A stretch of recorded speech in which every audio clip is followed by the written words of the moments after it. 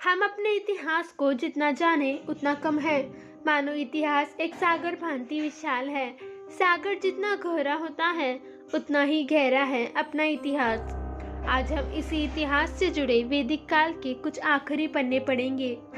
आज तक हमने देखा वैदिक काल के लोग, उनका रहन सहन, खान पान, समाज, संस्कृति, लेकिन इस वीडियो में हम सीखेंगे हमारे प्राचीन वेदों के बारे में।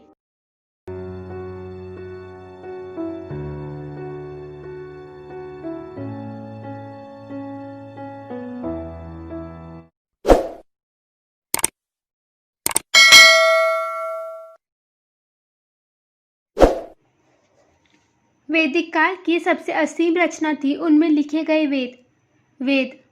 वेद माने ऐसा कुछ जो नित्य है, मतलब इसका अंत ही नहीं है। वेद अपुरुषित है, जिसको साक्षात ईश्वर ने रचा है, जिसकी परछाई हमारी आज की संस्कृति है। सालों से हमारा समाज इनमें दिए गए नियमों से चल रहा है। वेदों की श्रुति कहते हैं क्योंकि इसको लिपिबद्ध नहीं किया गया था और इसको एक पीढ़ी से दूसरी पीढ़ी तक पहुंचाने का तरीका मौखिक था। लेकिन इस वेदों में ऐसा है क्या? इनमें है भगवान को अर्पित किए जाने वाले मंत्र। वैदिक साहित्य में आते हैं हमारे वेद, ब्राह्मण, ग्रंथ, आर्णयक, उपनिषद। वेदों के 4 प्रकार है: सामवेद, अथर्ववेद, यजुर्वेद, ऋग्वेद। इनमें सबसे प्राचीन है ऋग्वेद। अगर हम कोई किताब पढ़ते हैं तो उसे पढ़ना हमें आसान जाता है क्योंकि उसको अलग अलग हिस्सों में बांटा जाता है। उसी प्रकार ऋग्वेद को 10 भागों में बांटा गया है, जिससे मंडल कहते हैं। सिर्फ ऋग्वेद ही वैदिक काल से है, बाकी तीनों वेद उत्तर वैदिक काल से हैं।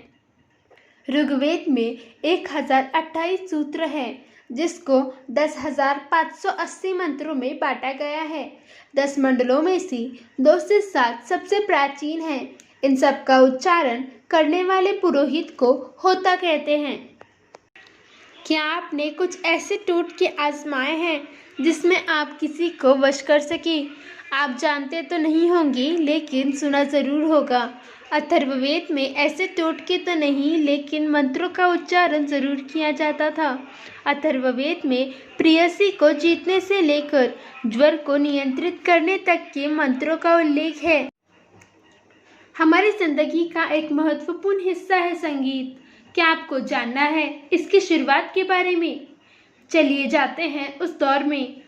सामवेद, जिसमें उगम हुआ है सप्तस्वरों का। पंचवीस जैमिनीय यह सामवेद के ब्राह्मण ग्रंथ है। इस तरह हम अपने वैदिक काल के इतिहास को समाप्त करते हैं, लेकिन यह सफ़र यही समाप्त नहीं होता। इसलिए हमारे साथ ऐसे ही जुड़े रहे। तब तक के लिए अलविदा दोस्तों।